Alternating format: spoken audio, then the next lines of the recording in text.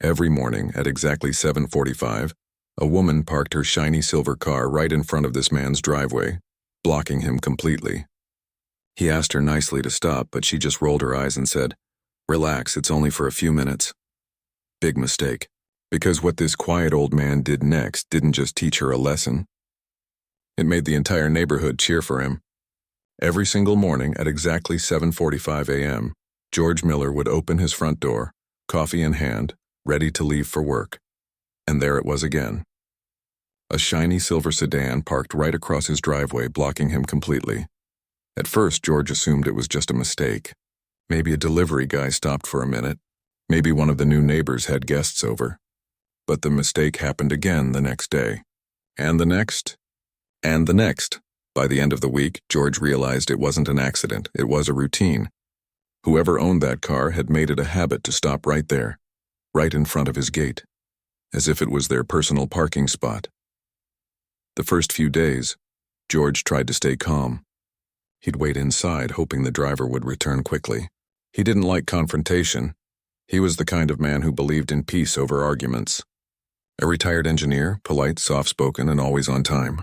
But this small act of carelessness started to mess with his mornings. Every day began with the same ritual: a blocked driveway, loud honking, and frustration bubbling inside him. Some mornings he was late for meetings. One morning, after honking for 10 minutes straight, he had to call a cab just to get to the office. The neighbors began noticing the chaos too. Curtains moved whenever the honking started.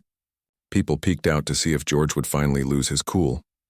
One morning, Mrs. Turner, his elderly neighbor, stepped out holding her potted plant. "Why don't you call the cops, George?" she asked, shaking her head. That's the only language some people understand. But George just sighed and smiled weakly. "Maybe she'll stop on her own," he replied. No point making enemies over a driveway. Still, deep down it bothered him. Not just the inconvenience, but the disrespect. How could someone be so careless, so unaware of how their actions affected others? George didn't know who the driver was. He didn't even know her name yet. But soon he would. And when he did, this ordinary little parking issue would turn into a story his entire neighborhood would remember for years. Her name was Claire Benson, a 30-year-old corporate lawyer who had recently moved into the neighborhood. Ambitious, confident, and always in a hurry, Claire lived her life on fast forward. Every morning was the same blur, rushing down the front steps with a half-finished cup of coffee in one hand and a stack of case files in the other. She was always running late. Late for work, late for court, late for everything.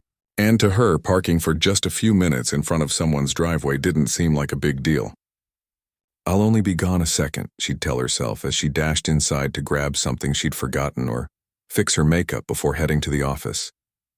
But those few minutes always turned into 20, sometimes 30, and she never once looked back to see the frustrated faces of the people she inconvenienced.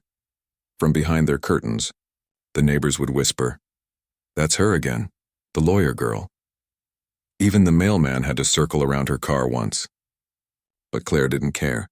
She was too focused on her world, deadlines, clients, promotions. One chilly Thursday morning, George decided to wait outside instead of honking. He stood calmly by his gate, coffee cup in hand, watching as Claire hurried toward her silver sedan, juggling a phone call and a slice of toast. As she reached for her car door, George spoke gently. "Ma'am, could you please not block my driveway again? It's been happening quite a lot lately." Claire paused, looked him up and down, and with an impatient sigh said, "Oh, relax, it's just for a few minutes. You'll survive."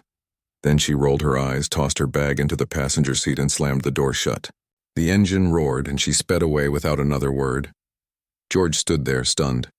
Not because she had blocked his driveway again, but because of her complete lack of respect. She didn't even care. For the first time, anger flickered behind George's calm eyes. He wasn't the type to shout or argue, but that morning something changed. If Claire Benson wasn't going to respect his space the easy way, then maybe it was time to teach her a lesson she'd never forget, one that would make her think twice before blocking anyone's driveway again. The next morning, it happened again. The same silver sedan right in the middle of George's driveway, sparkling in the morning sun like it belonged there. But this time, instead of honking or sighing, George smiled, a calm, knowing smile that said, Today's the day. He went back inside, poured himself another cup of coffee, and picked up his phone. "Hey, Tom," he said, dialing his old friend. "You still got that tow truck?" Tom chuckled. "Sure do, George. What's up? Another parking problem?" George grinned. "You could say that.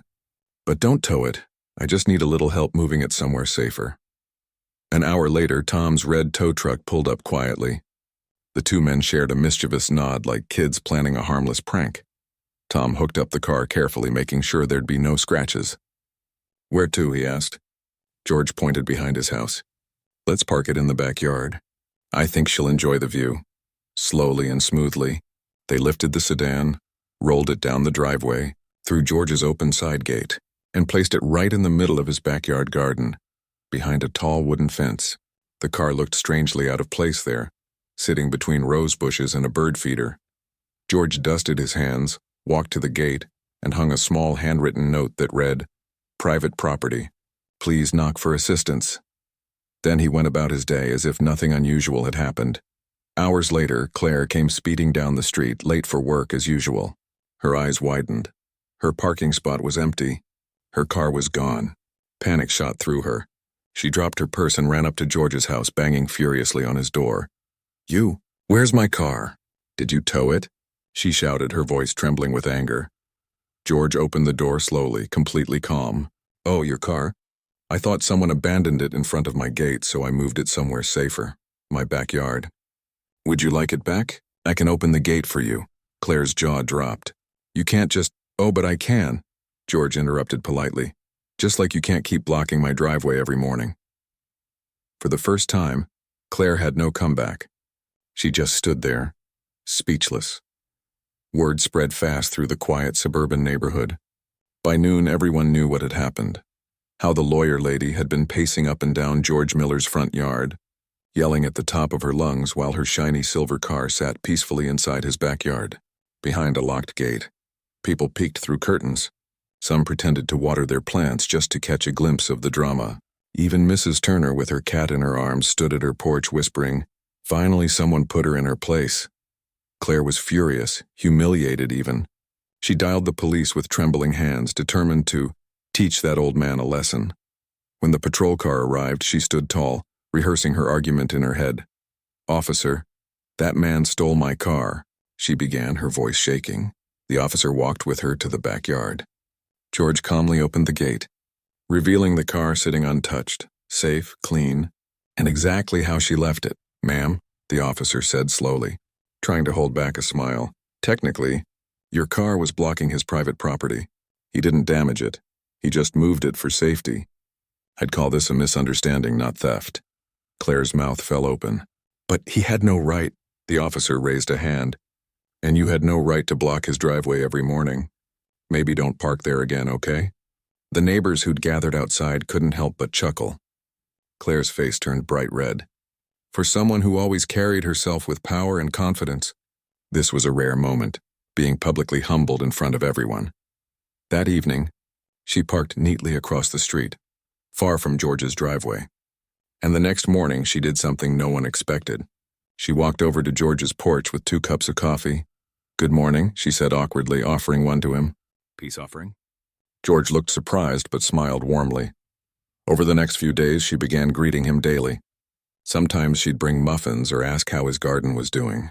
Slowly, the tension faded. One afternoon, Claire finally admitted softly, "You know, I was under a lot of pressure when I moved here. I wasn't thinking straight." "I'm sorry." George nodded kindly. "We all make mistakes, Claire. What matters is that we learn from them." And for the first time, she smiled, genuinely. Weeks passed and something remarkable happened. George and Claire actually became friends.